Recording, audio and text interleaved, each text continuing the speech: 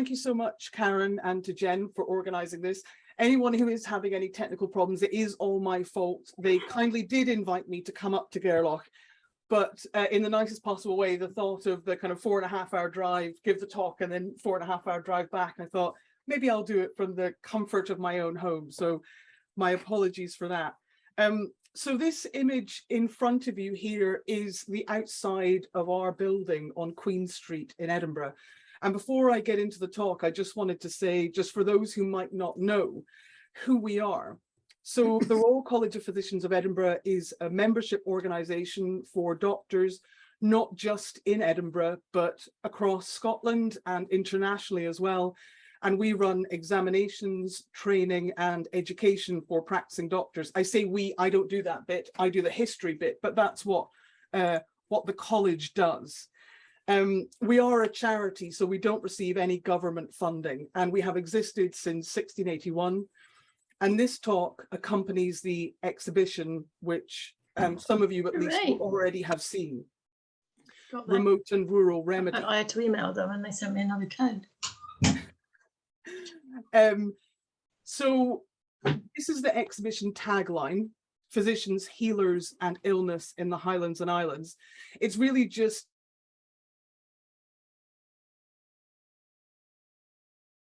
You've muted the speaker as well. You've muted the speaker. Can you hear me now? Yeah. Fantastic. So it's just to emphasize that while physicians are part of this story, it's also about, you know, healers more generally, and most importantly, as far as I'm concerned, because that's my area of interest, the people who are sick themselves and their experiences. So I'm going to try and cover as much as I can of what is in the exhibition, but really there isn't enough time to cover absolutely everything. But I'm also going to try and pull out some stories that weren't included in the exhibition. And I suppose the first thing that I really want to emphasize is that while folk remedies and healing and folk healing and rituals are often the part of Highlands medicine that's talked about the most, they are only part of a bigger story. And there is this sort of unfortunate tendency in the history books to characterize Highlands medicine as somehow less developed or more primitive than Lowlands medicine. And I want to show how a lot of the time that really isn't the case. So sticking with the sort of stereotypes to start off with, some of these ideas, some of these stereotypes are hundreds of years old about people from the Highlands. So this image here you can see shows a Highlander working as a chairman, as in a carrier of sedan chairs.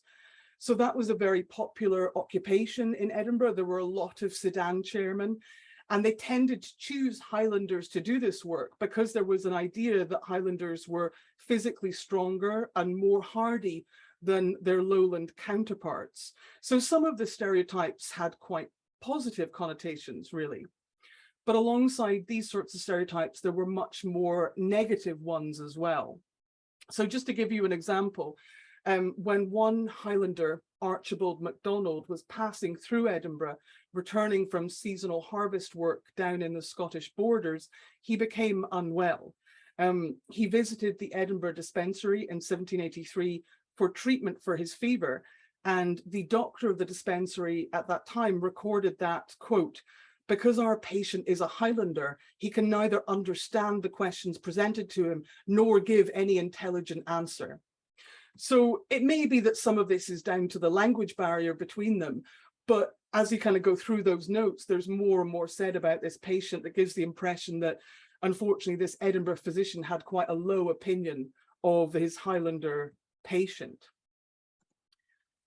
But other ideas or other stereotypes stem from a little bit of myth making indulged in by those people who wrote the history books in the 1800s and 1900s.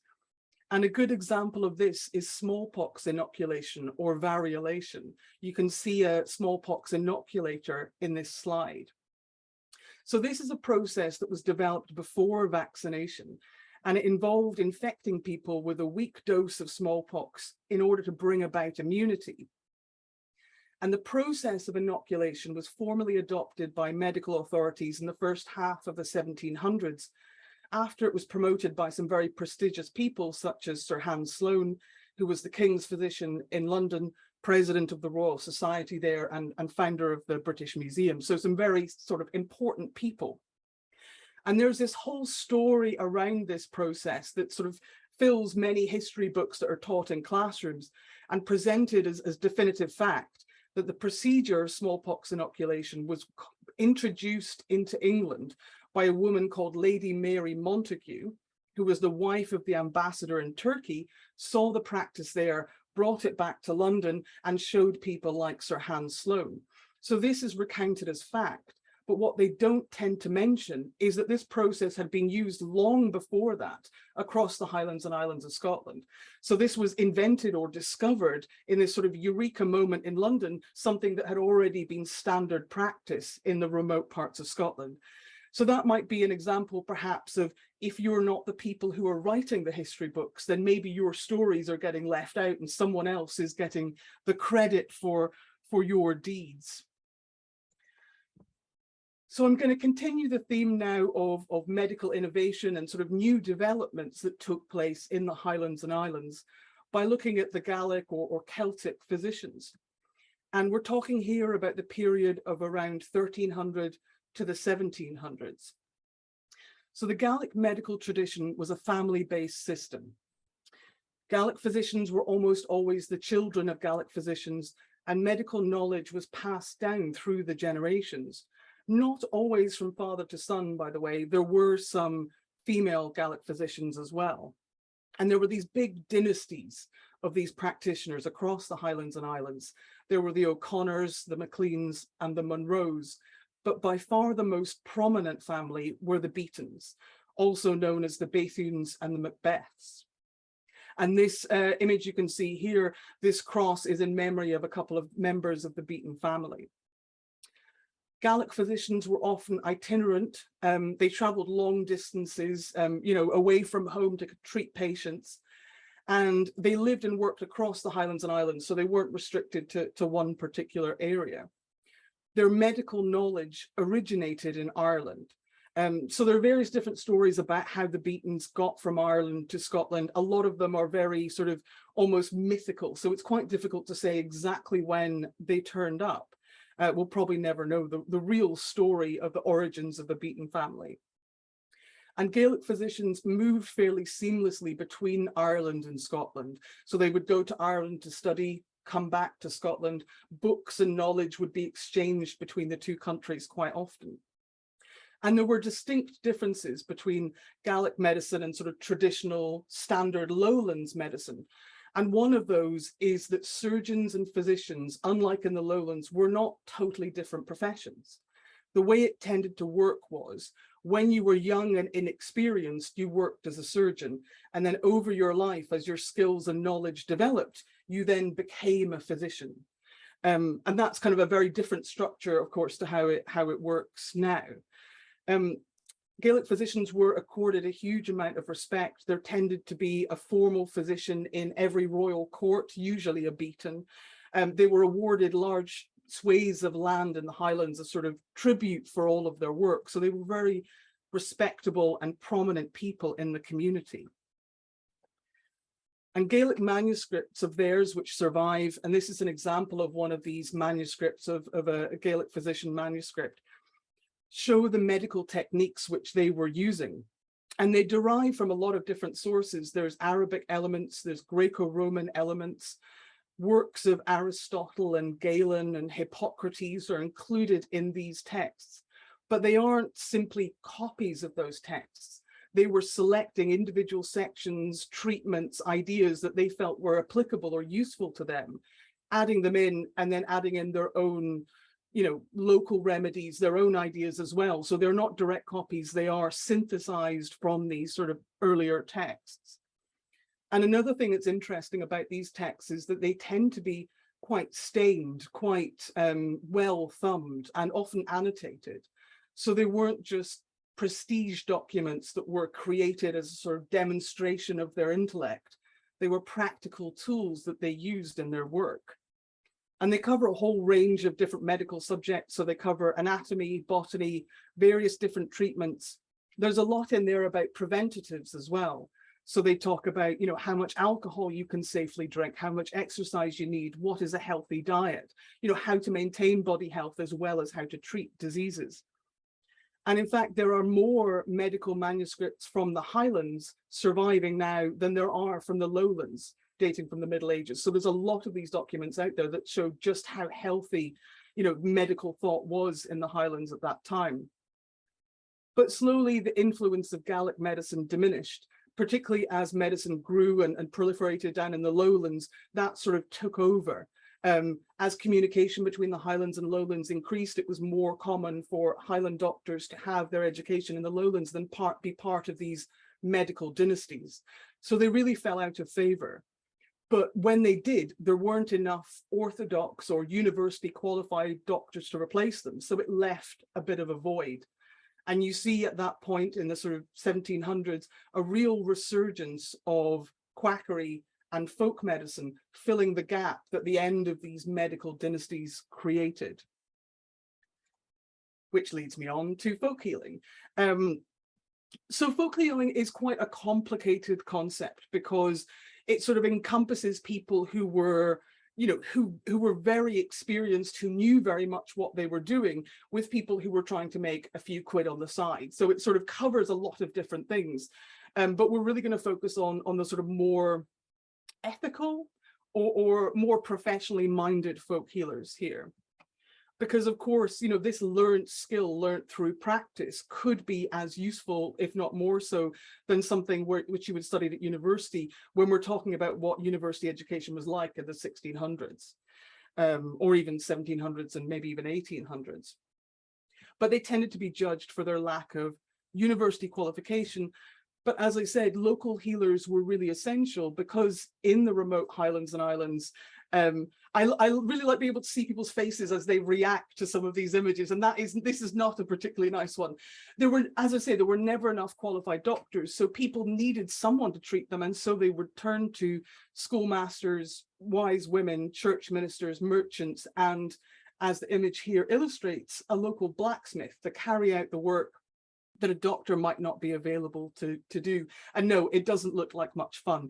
What unsettles me is how much the blacksmith looks like he's really enjoying himself, and I don't think he should be having that much fun. But so I'm going to go through some of the examples of folk healing in the Highlands and Islands, what that looked like and what that involved. So I'm going to start off with the ritual.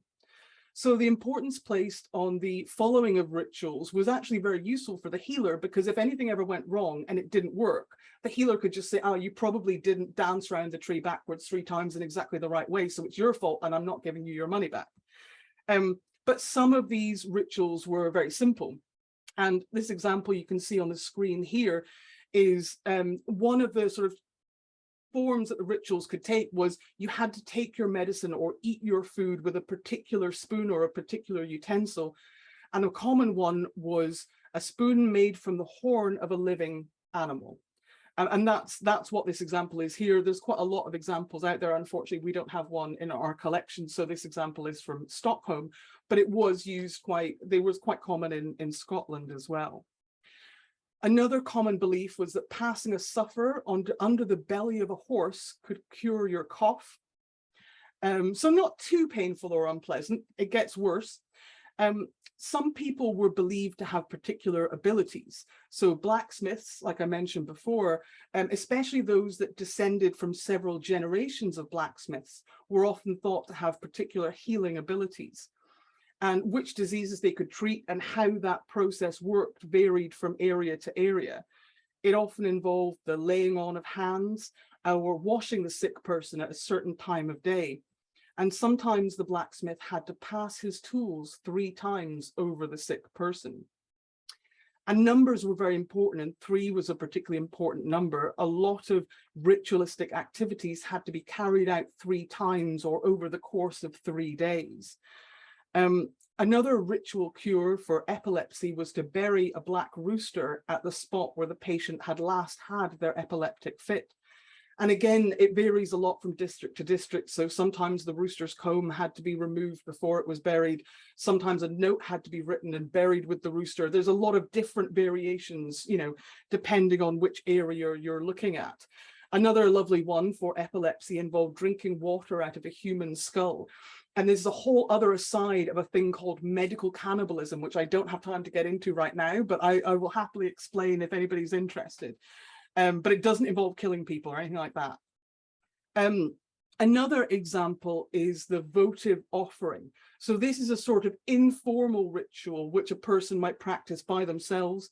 It often took the form of coins or rags or charms being attached to a tree as thanks for or hope for a particular medical outcome. The image here is from Munlochy Clooty Well. And there is actually a sign as you're going down the path towards this area that asks people to only leave small biodegradable items. I don't think people are listening to that. And also it was really interesting seeing it during the pandemic, where there were a lot of masks hung up with people's names written on them. And the local authority does every couple of years come completely clear the place out, but then they come back. So it's an ongoing and growing ritual rather than purely a historical one. Curing stones are another important part of the folk healing process. So these sorts of stones tended to be shared amongst communities and passed down through the generations. And the stones can vary in size. They can be a tiny little pebble, or they can be a great big boulder, and they can be made from all sorts of things. So you have crystal curing stones, flint ones, jet ones, sometimes ones made of fossils. And again, the ritual is an important part of this. So often you would have to tie a cloth to the stone or wash the stone. If it was small enough, you would perhaps have to carry it with you. And there were different stones for different types of complaints. So you might have a stone for the joints, a stone for a bad back, a stone for sterility, a stone for the pain of childbirth. And so you would know which stone you used for which occasion. And it was also often believed that if you went to look for the stone to treat a sick person and it was missing, that was a sign that it was their time to die. And these stones, sorry, I should have said that one we just had up on the screen is a wart stone. So I'd say specifically for warts. And these magical stones weren't just medicinal. So they could promise victory in battle. They could promise, you know, a good wind for the fishermen to sail their boats in. They could be good luck stones. And the example that's on the screen here is to protect you from witchcraft and nightmares. So these stones were often called mare stones, as in nightmare stones, or hag stones, which is a very unfair judgment on the poor witch, but there you go.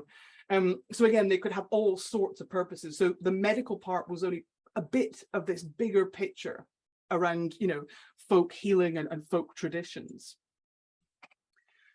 Don't ask me to read all of this out. I would struggle, I think. I'd need more time than I have. But here on the screen is an example of a written charm. So nowadays, it's quite common for people to use the words charm and amulet quite interchangeably as talking about a physical object. But historically, charm would generally mean something that was written or spoken aloud. It meant words, whereas an amulet was an object. So I'm going to talk about it in that sense. And we're going to start with charm, so the written word. So again, charms were a huge part of many different types of healing, usually written on a slip of paper. And again, there was often quite a complex ritual around that. So you might have to tie it to you, put it in a bag, carry the bag with you everywhere you went. So just read out an example of a charm from Loch Carron in Wester Ross for you here, just so you can get a feel for what we're talking about. His head upon a marble stone weeping, and Christ came by and said, "What else ails thou?" He answered, "And Lord God said, Raise thou and be healed, and whoever shall carry these lines in my name shall never feel the sick." So you'd pay someone often quite good money to write that on a piece of paper and give the piece of paper to you. In that particular case, the paper was folded 8 times and worn for over a year in a small bag hung around the person's neck. And if you looked at that charm at any point, then it would lose all of its power. So again, a slightly cunning marketing strategy of, oh, it didn't work. Well, you or someone else probably looked at it, and that's why it's not that it wasn't a good charm. So yes, lots of rules around exactly how you had to do these things. So I'm moving on now to amulets, the other side of the coin, as it were. Amulets could take many forms. This example is a hare's foot amulet. It was quite common for prehistoric axe heads and flint arrowheads, and this kind of ties right back into the archaeological dig you guys are doing. These were often viewed as healing amulets, and there were a lot of mythology around these. You know, they were weapons of the gods, or they were weapons of fairies. They had fallen from the sky, and that's where their healing abilities come from. Exotic seeds were often also viewed as having particular powers. And I don't know, as someone who grew up, and I do have, you probably can't see because my thing's so small, but I do have genuine examples of these seeds at home, because I remember collecting these growing up as a child in Shetland. I don't think we got told that they had mystical powers, but yeah, it was something we collected on the beaches, because anyone who's on either the West Coast or up north, these would come across the Atlantic Ocean, wash up on the beaches, and people would collect them. They are known as mollica beans or sea beans, and they were particularly thought to be good for young children and women in childbirth, relieving the pain of childbirth.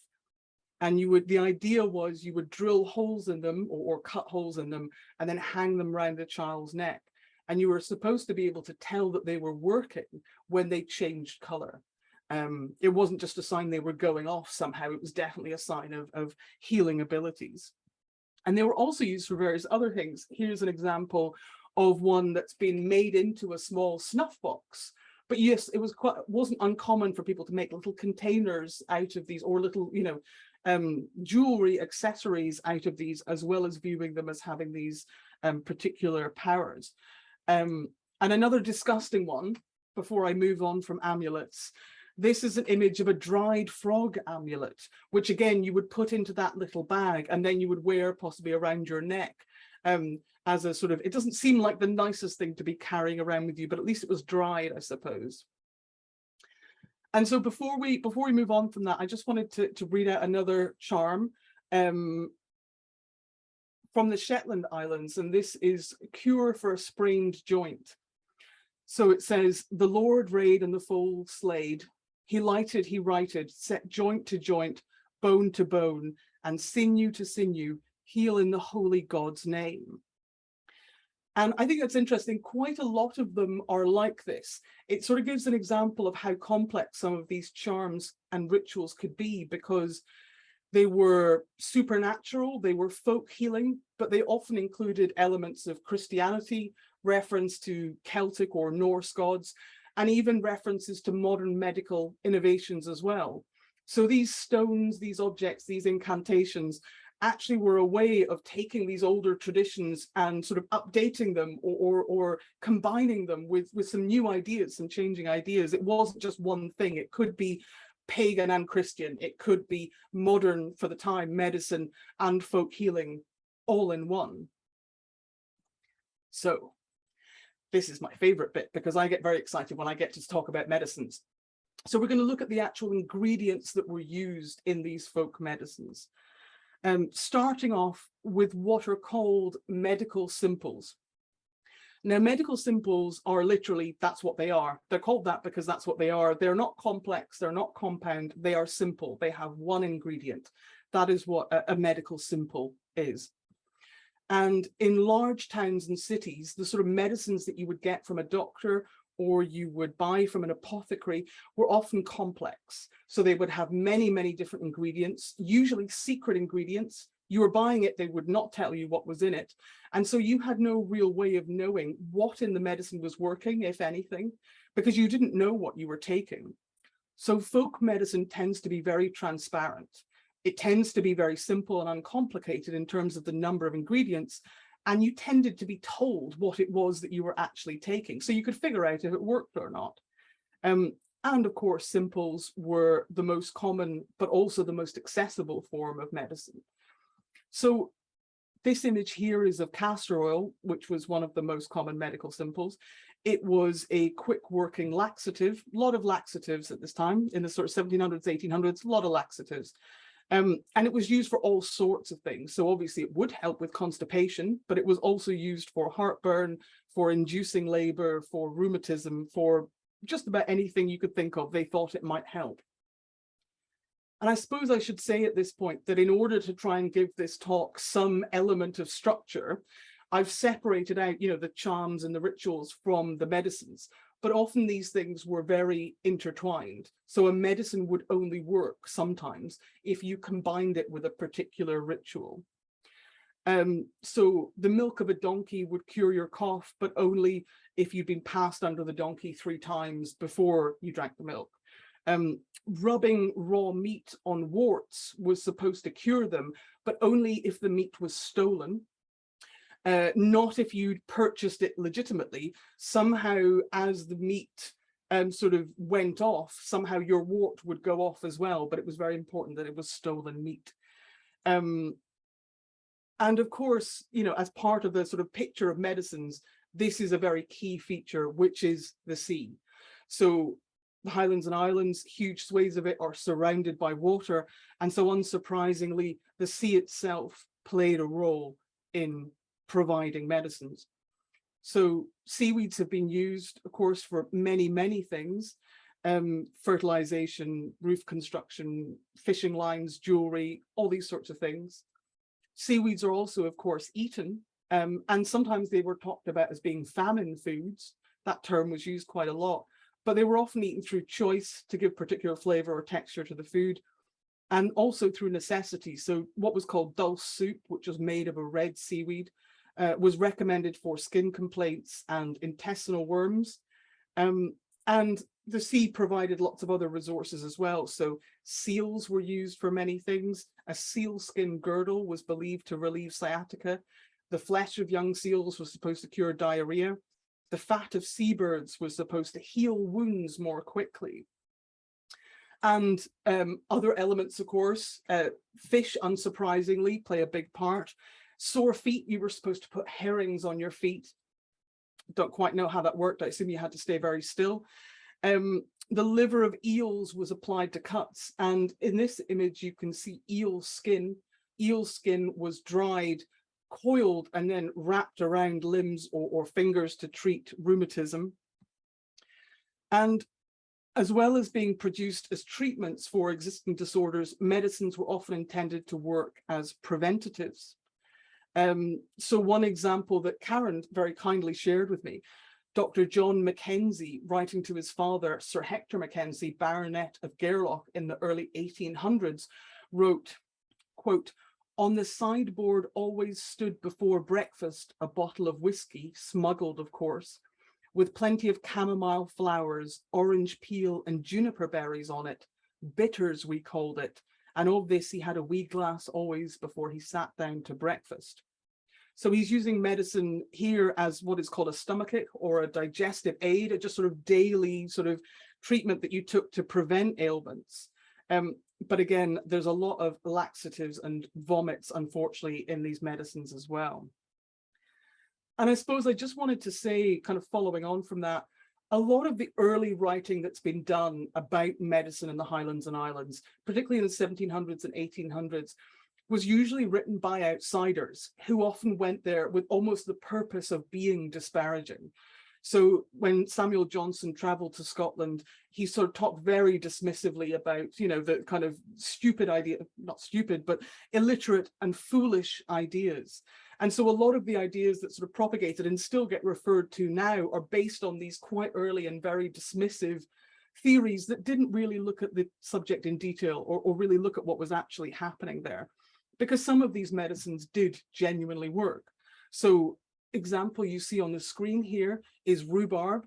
Now rhubarb is a very effective laxative, which works very well for intestinal worms, for example, which was a particularly common complaint at the time. Foxglove did increase the flow of urine, and a plant that grew by the seaside called scurvy grass really was effective to avoid and to treat scurvy, long before people knew about vitamins. That was something that people were regularly eating to keep their bodies healthy and to stave off scurvy. And a lot of the more formal treatments that qualified doctors used were derived from these folk medicines. So they took from these sort of folk healers their ideas, didn't necessarily credit them for it or give them respect in return. Now, for those who have been to the exhibition, you will probably be familiar with this item, which is a good example of the types of medicines that were used in the mid-1700s. So this is the chest that's on display in Gairloch at the moment, and we'll be going to Caithness and to other sites later on. It's definitely the part of the exhibition which has gained the most press attention. This is the chest when it is opened. It was used by Dr. Stuart Threepland to treat patients during the 1745 Jacobite rising led by Bonnie Prince Charlie. Threepland was from a very prominent Highlands family, a very sort of wealthy family with members of parliament and businessmen and so on in his heritage. But he came out, as the rest of his family did, as a supporter of the Jacobite cause, and as a result was the personal physician to Bonnie Prince Charlie. Stuart Threepland ended up being a Sir and ended up being president of our college. So unlike some of the other Jacobites, he managed to come out of it all quite well. And as a result of his presidency of our college, that's why we have this chest in our collections. This image here is a composite image of all the different shelves in that chest. So it not only has the front part of it, there's another back panel that is removed to show more medicines, and there's also a hidden drawer in the middle with an extra row of medicines.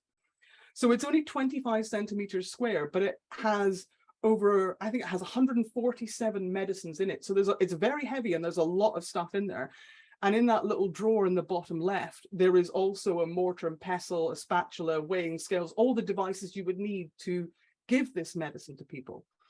And there is just about everything that you can think of. There are tinctures and tonics and lotions and gums, ointments and powders, spirits. And what they were meant to do was incredibly varied. So diuretics, expectorants, purgatives, depressants, cathartics. So the whole range of, if you were on a long journey, you know, including the battlefield, this is everything that you could possibly want. So just give you some examples of the sorts of things that are in there. There are quite a few which are specifically there for their pleasant taste. A lot of medicines in the 1700s tasted absolutely awful. You can imagine with some of the things that we've listed before, just how unpleasant they could be.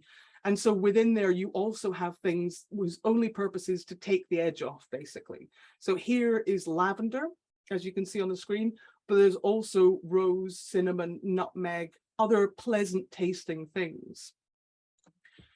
There's quite a few medicines in there that you will have heard of. So here we have opium and absinthe, but there's also garlic, saffron, rhubarb, spearmint, cloves, almonds, and rosemary. So a lot of sort of common things that you might have come across, or say at the very least, you will have heard of. The most important medicines are there in 2 or 3 different formats. So here you have Peruvian bark. On the left, it's there as a powder, on the right as a liquid. This was such an important medicine that you wanted to have many different versions of it. Peruvian bark is important because it contains quinine, which is, of course, a treatment for malaria, which was a real problem, not just sort of overseas, but across Scotland. Anywhere with marshy land had problems with malaria in the 1600s and 1700s. So they tried to use it for all sorts of different things as well, like cholera and smallpox and sore legs. It didn't really work for any of those, but it was definitely a good treatment for malaria. And I'll move on. This is the last slide about the medicine chest, but I just wanted to show you 2 of my favorite medicines, because everyone has a favorite medicine. On the left here is what is known as blister beetle or Spanish fly. And some of you may have heard of its use as an aphrodisiac. I don't think that's why it's in here. I think it's in here because it's also used for blistering. So blistering is a method of therapeutically bleaching the skin. It was a common treatment, quite unpleasant, But the idea was you rubbed blister beetle on your skin, a sort of liquefied or powdered version, and it created a blister. And somehow that blister would remove all of the bad humors or the bad sort of things in your blood. And on the right here is my absolute favorite. It got us a full page in the Scotland Sun, because this is tincture of castoreum, which is a secretion from beaver anal glands. And it turns out the Sun newspaper loves a bit of beaver anal glands. And that was a treatment for hysteria and for epilepsy. So if you're wondering what people were taking, you know, what medicines were being taken at the Battle of Culloden, you can include beaver anal glands in your list. Another thing I just wanted to touch on when we're talking about medicines is we've talked about ingredients, but I also wanted to talk about how the ingredients were used and what they were used for. And so medical recipes are, of course, a very important source for that. This book here was published in the early 1700s. It was written by John Moncrieff, who was a church minister in Tippermalloch. And it's a compilation of recipes that he basically nicked from lots of other people. So, you know, women healers, you know, Orthodox physicians, books that he'd read, everything he pulled together into this book, which he called The Poor Man's Physician. And the idea of this is literally, you will not be able to afford to visit a doctor. Therefore, this book is your physician. And he says on the cover there, it's for people of a poorer condition. So again, emphasizing this is for you to treat yourself at home. And in it, in the introduction in this book, he writes, quote, "The reader will observe they are all made up of plain and simple ingredients, and consequently they may be useful to persons who have not access to nor money to bestow upon more costly compositions." So it's a real mix of different things, and most of the ingredients it includes are things that are very accessible in people's everyday lives. So there's a lot of fried onions, oil, fish, pig fat, radishes come up a lot in here actually, the medicinal use of the radish. But again, I've just got a couple of examples to show you. So for pain in the stomach, apply bread hot from the oven. Apply outwardly bread and milk with the yolk of eggs, and bread dipped in vinegar. Or he says, if you don't want to do any of that, really the best thing to do is to have a warm bath. So you can rub bread all over yourself, or you can have a bath. But you can imagine how all of these things are things that even if you're not particularly well off, you can probably get your hands on from the farm, from the land. Another one, and this is when you really get medicine and folk healing combined, for measles and the smallpox. Keep a ewe in your chamber or your bed, because these creatures are easily infected and draw the venom to themselves. So this was quite a common idea, that the sheep was particularly Scottish, but in Southern Europe, there was the idea that a snake would draw the plague from people. I found quite a few references in England to people tying chickens to themselves, which is apparently a good treatment for smallpox. I won't speak on that. But yes, this idea that an animal somehow could draw the disease from you is, of course, you know, much more folk than it is anything we would think of as medicine. And this example, I'm not going to read all of it, but I will just point out that it includes the blood of a bat, the blood of a frog, and powdered swan bones. So again, some fairly unorthodox medical treatments here.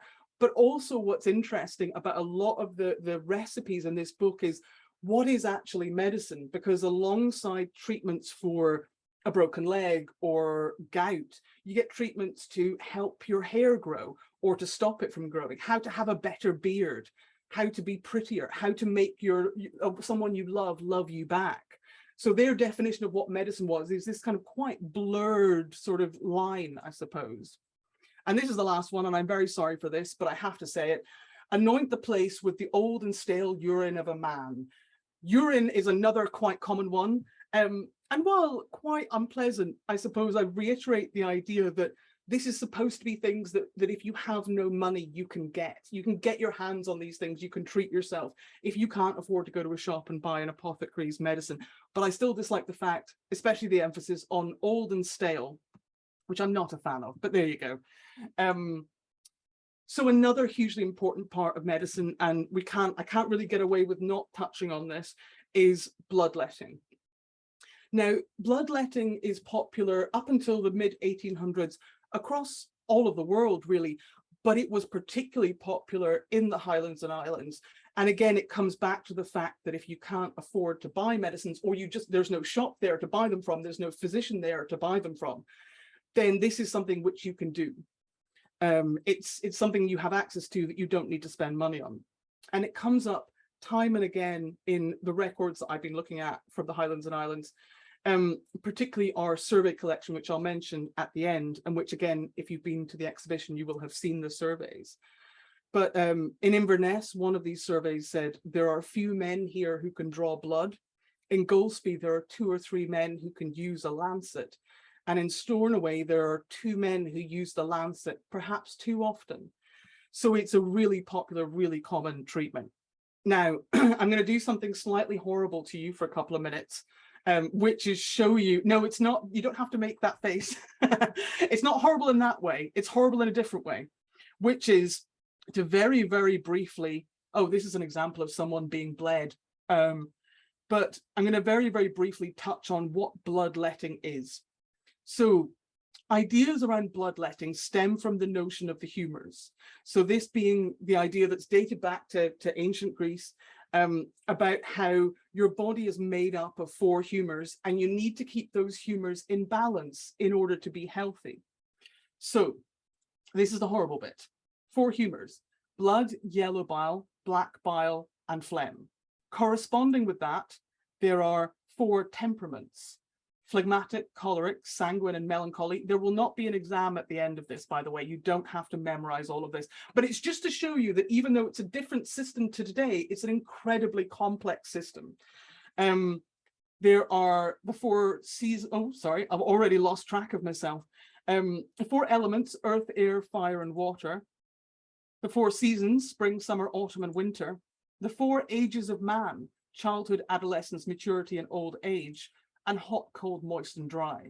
So when a healer or a physician would be calculating when to bleed you or whether to give you a laxative, what they're trying to do is rebalance all of those things to make sure that you are in alignment. That is what bloodletting is fundamentally all about. It's about balancing all of these things. You might have too much blood in your body. You might have too much bile in your body. Here, have a vomit, have a laxative, have a whatever.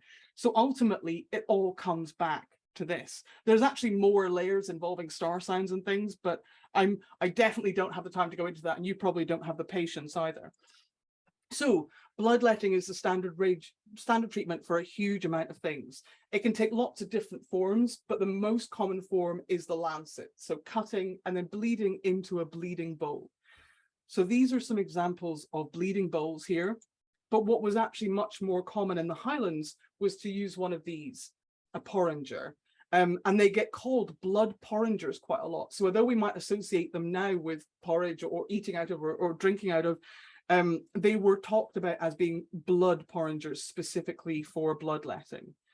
And there's one quote here from a surgeon in Dingwall near Inverness from the 1850s saying, "I know of one medical emergency which has occurred very lately.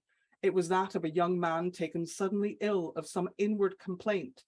His mother applied to an ignorant fellow in the neighborhood who came and bled him profusely in consequence of his complaint.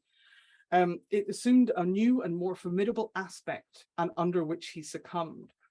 So there's this real shift. As humoral theory declines amongst qualified physicians, it's really taken up by folk healers and particularly by quacks. You know, people who are maybe don't know about all these rules about bloodletting and how much you bleed and when you bleed. They just know that you bleed and that you get paid for bleeding if you're a quack. So I realize that my talk is overly long. I'm going to have to start skipping past some things. So what is a quack? This is an example of an illustration of a quack from the early 1800s. The line between what is a quack, what is a charlatan, what is a physician can be quite blurred. Nobody called themselves a quack. You know, it was an insult that you used against other people. So it wasn't exactly something that you were bragging about. But these kind of itinerant quacks were very common in the Highlands and Islands. People who would do a sort of tour around, going to each village, selling some of their goods, getting out before people noticed that it was a scam and moving on to the next town. And there's a lot of very dubious medicines that I've seen advertised in local Highlands newspapers. So in the Inverness Courier and the John O'Groat Journal, there's things like Allen's nipple liniment is my favorite, but there's also Hamlin's wizard oil, Grimston's eye snuff, which was for eye complaints, but was actually ground up pepper that you were supposed to pour into your eyes. So you can imagine that's not great stuff. Another example, which is a personal favorite of mine, the electric flesh brush. So this was exorbitantly expensive. I'm pretty sure it's just a shoe brush with a nice picture on the cover of it. It wasn't electric in any way, but again, it was this, once you get the proliferation of newspapers, then, you know, further flung regions. I found an advert in the Orcadian for this. You know, if you can sell these things via mail order, you can get it out to anywhere. So these people were kind of taking advantage of the availability of newspapers and mass circulation of information to sell these objects far and wide. As one of the advertisements for this, my favorite, there's lots of different things in here about how it can cure your impure blood, but my favorite bit is, in no case should more than one person use the brush. You must buy one for each individual. So it doesn't have any healing abilities if two people use it. You've got to buy one for everyone, which again is a very cunning marketing strategy, I think. So just to finish up, really just to say that my sort of perception from the research that I've been doing is that often people try to draw lines too strongly between what is healing, you know, what is quackery and what is sort of modern orthodox medicine. And it's really not that simple, especially when you go into the past. Obviously in the 21st century, you know, I'm not suggesting that that applies in the modern era. In an era of clinical trials and peer review and things, we know what is good and what is bad medicine. But to judge the 1600s or the 1500s from that same standpoint, it's actually very interesting to see how all these different methods influenced each other, and how much legitimate medicine derived from these folk remedies. And my very, very last thing, come to the Gairloch Museum. Its exhibition runs till the 31st of October. Then come to Caithness and see the exhibition there. Also, we've just confirmed that the exhibition will also be going to Stornoway and Benbecula. And check out our website, Remote and Rural Remedies, for lots more talks and resources and things like that. Thank you very much. I'll stop sharing now. Thank you, Dee. Somebody's muted me. Who did that?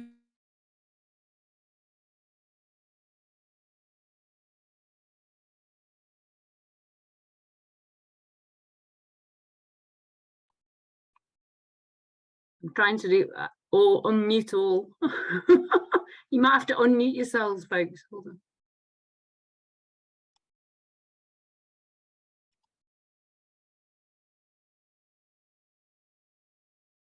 Bear with me.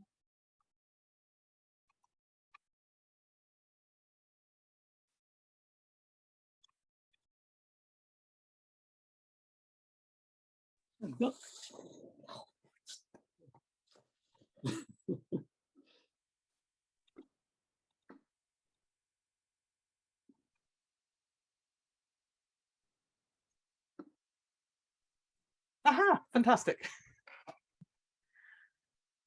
You've managed it with me. I'm not sure if anybody else. Hello. Can you hear me? Yes, somebody else. Yeah, yeah. All the way from Hampshire. Well, hold on. Okay. Now I can speak again. Yes. Sorry, Okay. Karen. I think it's best just to let people unmute themselves, Yes. rather than unmuting everyone, because somebody might be doing. Yeah, so I was saying, Daisy, thank you, and how interesting that was. And we do have time for questions. There's already one in the chat, so I'll go ahead and read that out and then open up to any other questions. So Mark is asking, well, he's not really asking, he's just kind of throwing a discussion point out there. So he says it's strange to hear religious references in the charms, such as the one that you read out earlier. when the Kirk sessions in the lowlands are accusing and burning people for witchcraft. Discuss. You muted Daisy again. Jen. Yeah, hold on. Can you unmute yourself, Daisy? For some reason, my hold on. Zoom strikes again. There we go. Okay, good. I'm back. Yeah, no, it kept telling me I wasn't allowed to. I don't really, I suppose I don't really have a concrete answer to that, but kind of following on from actually what Karen was saying before the talk started about the archaeological dig they have. I went to an archaeological dig in Shetland, and I was really interested to see one of the objects, which was sort of a mold for making necklaces. And on the one side, it had Thor's hammer, and on the other side, it had a Christian cross. And I just really like the pragmatism of the idea of you're selling a product.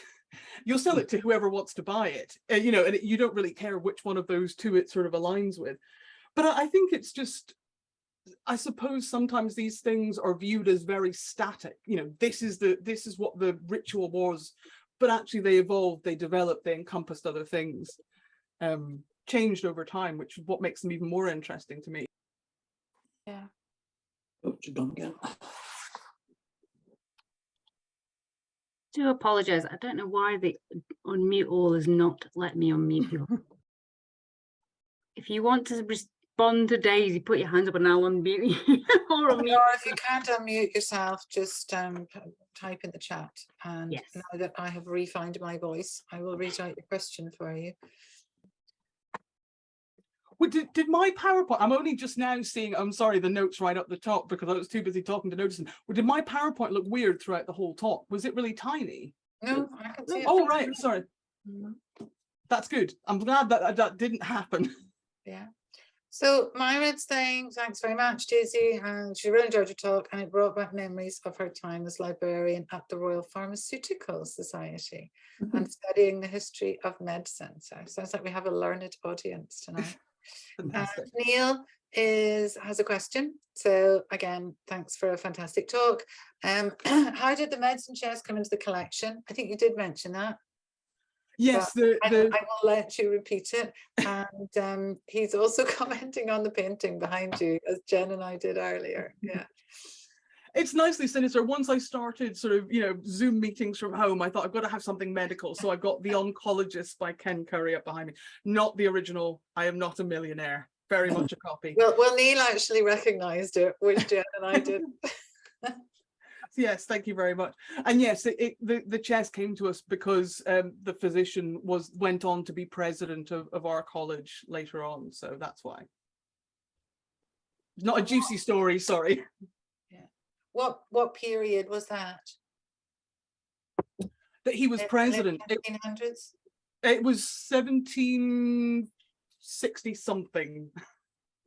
When was the college established? 1681. Wow, okay. Alison is asking, can you say something about the transition from what you have been speaking about so fascinatingly to more conventional medicine? It's difficult to say. I mean, there is a bit about this in the exhibition. There was only so much I could kind of cram into this. But I think a lot of it is to do with how the lowlands, you know, as roads improve, it becomes more connected. And I'm not particularly talking about, did I say lowlands? I meant highlands. I'm not particularly talking about being connected with the lowlands. I'm talking about actually a lot of those early doctors going to study in Leiden in the Netherlands, going to study in Paris. You know, the international connections actually were a huge part in that sort of move forward, I think.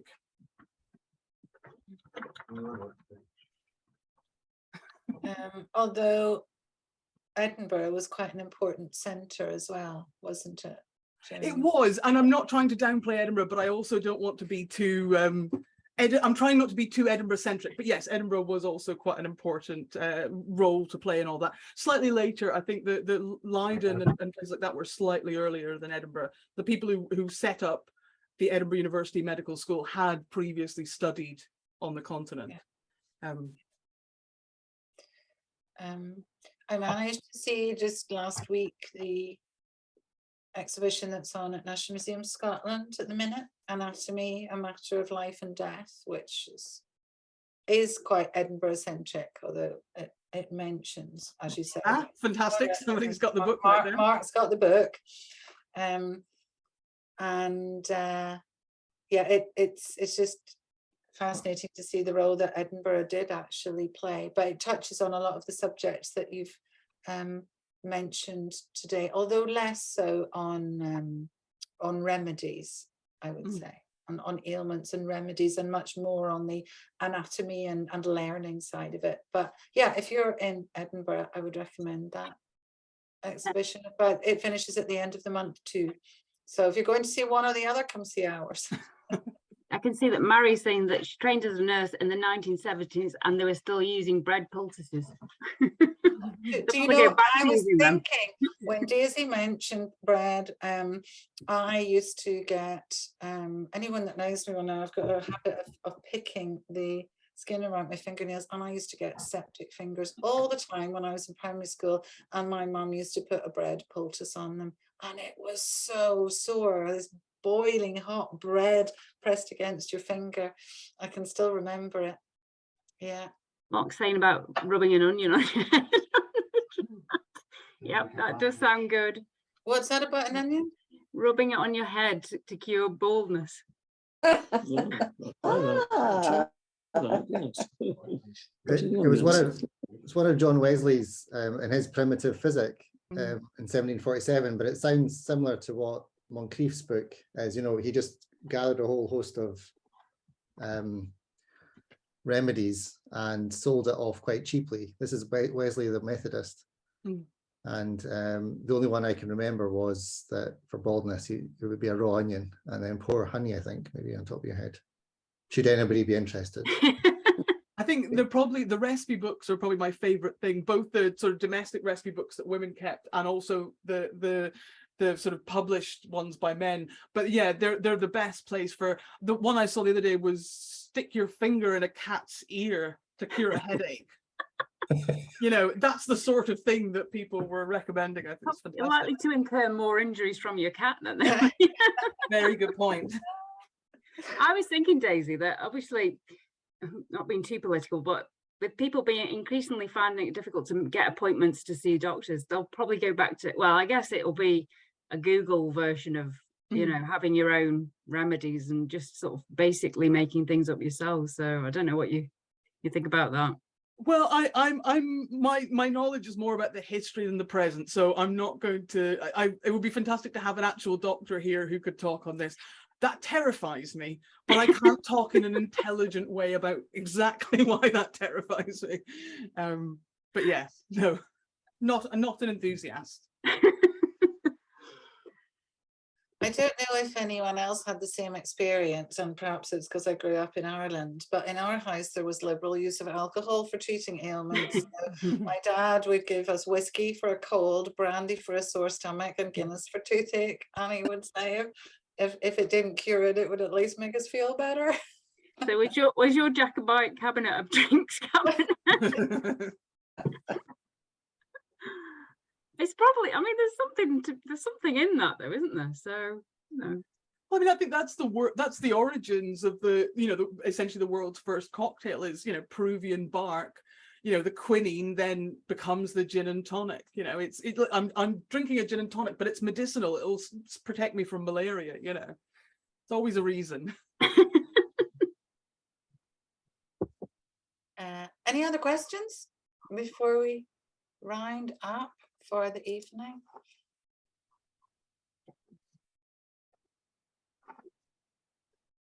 An eye on the chat. No. Well, I guess our hour together has already passed, so time is up. Thanks to everyone for choosing to spend your time with us this evening. Tonight's talk is the first in our series of online talks over the winter. We are hoping that Dr. Tom Gardner, who's leading the dig at the museum at the minute, is going to come and talk to us about what happened, what they find. That'll be middle of November. We haven't just quite pinned down the date yet, but we'll update the website and send out some emails as soon as we know. There is still time to see the Remote and Rural Remedies exhibition. If not at Gairloch Museum by the end of the month, then as Daisy mentioned at Castleton in Caithness, where it's going next. And I think Jen has popped a link to the exhibition in the chat. And we are digging, as I mentioned at the beginning, at the back of the museum, we're digging our roundhouse tent until Saturday. So if you're in the area, feel free to pop along, see what's happening, bring your wellies. We've also got an event on tomorrow night at the museum. So Catherine Sargent, who's exhibiting her artworks at the moment in our upstairs exhibition space, is going to talk about her artistic process. And singer-songwriter Tom Houston is coming along to play some of his music as well. So that's 7 p.m. till 8:30 tomorrow, and you can get tickets the usual way through our website. And Jen, I think, is going to put a link to that in the chat as well. That's in there now. And finally, last but not least, it's the museum AGM coming up on Monday, the 24th of October in the Gairloch Community Hall, 7 to 9 p.m. And our very special guest speaker for that evening is the author Donald S. Murray, and you're all very welcome. So thanks again for your company. Enjoy the rest of your evening and hopefully see you again soon. Oiche va. Bye. And thanks again to you, Daisy. Thank You're you. very welcome. Really enjoyed that. I bet Mark did too. I'd forgotten he used to work in a medical museum. Did you know him when he was at that museum, Daisy?